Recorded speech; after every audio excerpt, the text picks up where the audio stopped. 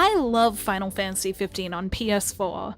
I love it enough to have played it for almost 200 hours. I've watched Kingsglaive and the Brotherhood anime, played A King's Tale, a little bit of King's Knight, and having also played the episode Gladiolus and Prompto DLC, I'm eagerly waiting for the episode DLC based around my favorite character, Ignis. When they first announced the Final Fantasy XV universe, I was ecstatic. I was in the group who loved the characters and the story of 15 and was excited to get more background into some of the main group. That was until the universe kept expanding.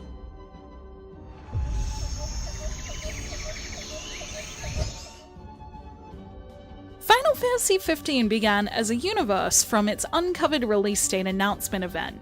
The intended release date was announced, along with the anime, movie, a demo with content separate from the main story, and a mobile game.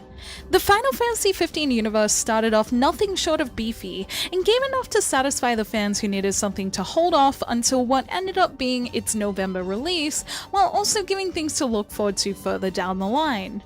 Nobody asked for a movie or an anime, but they ended up being good additions as they added to the universe's story, which is important since I would guess that a large portion of Final Fantasy XV's fans were playing it for that Final Fantasy style story that many know and love.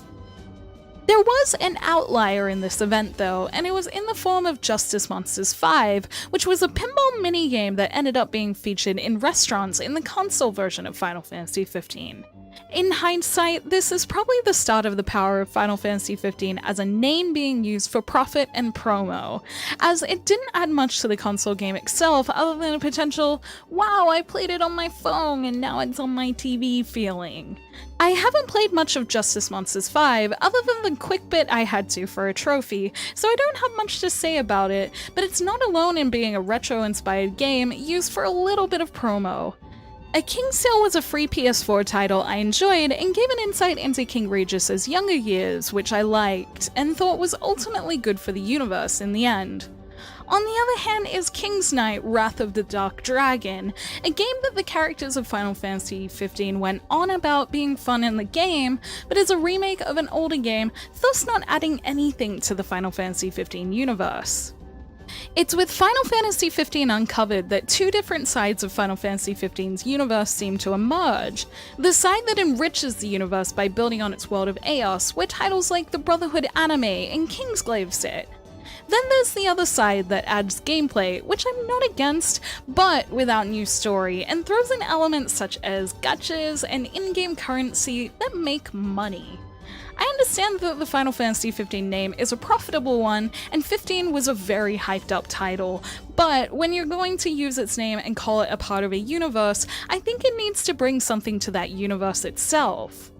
Some universe editions do bring things to the universe, and they've been my favorite parts of it.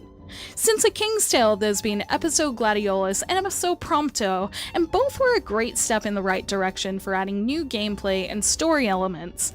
I give both favorable reviews, particularly episode Prompto, as I really felt I learned a lot about him, and the lore hidden in this DLC really grew that side of the universe.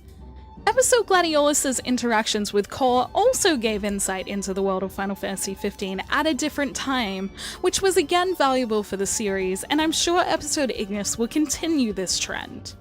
The episodes are my favorite part of Final Fantasy XV's universe, but I remember feeling frustration when the quality episode Prompto was released a few days before the infamous Final Fantasy A New Empire came out, and there was more eyes on the controversial latter title than episode Prompto, which was actually good.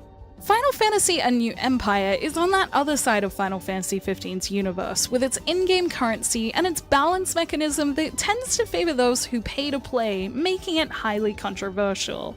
I haven't played it, but I've heard enough horror stories and Ponzi scheme comparisons to make me stay far away, other than its trailers feeling out of place when compared to the console game. For these reasons, it was the first piece of Final Fantasy XV's universe I decided to leave alone, which as someone who had ideas to cover and review every piece of that universe initially, out of love for its main title, was a little saddening. I love Final Fantasy XV for its world, and seeing these titles that just use the name doesn't really interest me. Even since the unfortunate New Empire debacle, the universe has somehow kept expanding. E3 this year saw the announcement of Monster of the Deep Final Fantasy XV, a fishing VR title that could at least add a couple of random party banter moments. There's also been the beta of Final Fantasy XV Comrades, a multiplayer expansion to 15 that promises quests that could expand the world at least a little. These titles are still pretty low on information to put on either side of the universe, although in the case of Monster of the Deep, I'd be surprised if there was any truly significant story. Then there are the most recent expansions, Final Fantasy XV Windows Edition and Final Fantasy XV Pocket Edition.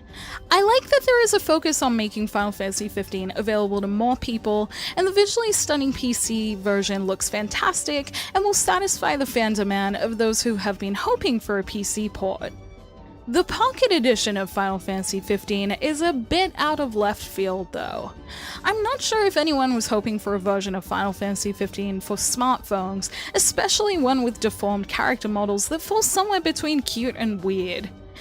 In saying that, although it doesn't add a lot to the universe, if the gameplay is done well enough, I think it could be good for future Final Fantasy titles. Giving an option to those who play games on the go or don't have a home console isn't a bad thing if done right, and I hope they treat the main game in this form with the appropriate care.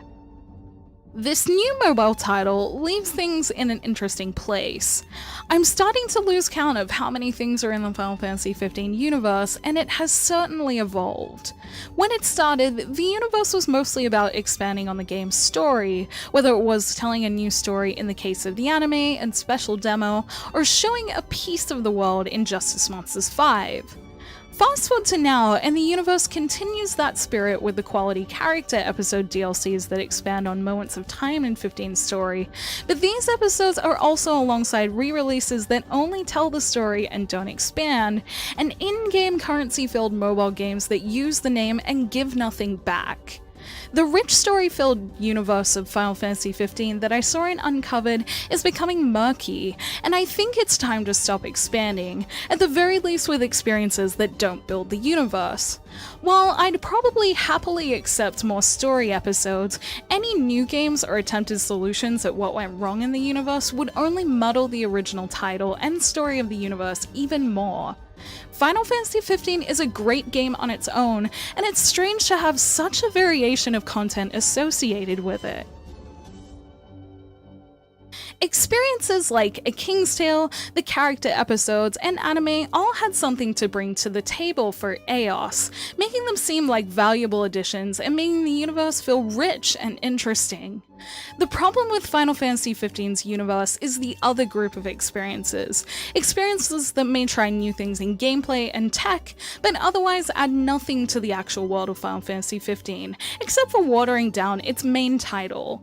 I understand that using an IP with characters and fans is cheaper and a quick way to attract people to your game, but I love Final Fantasy XV's original console title still, and feel sad to see its rich universe becoming much more of a mixed carnival bag than a quality story world. I'll probably play the cute pixel Final Fantasy XV Pocket Edition, as I like the idea for this for future Final Fantasy games for people who don't have the money for a console, but that, the online expansion, and episode Ignis are the only things I'm fully interested in that are coming out. It's coming up to the year anniversary of Final Fantasy XV's console release, but with so much being shamelessly pumped into its world, it's a wonder if people will remember it for the way it came out then, or for what it has become. Thank you for watching this video. If you watched through all this, you are pretty much a champion.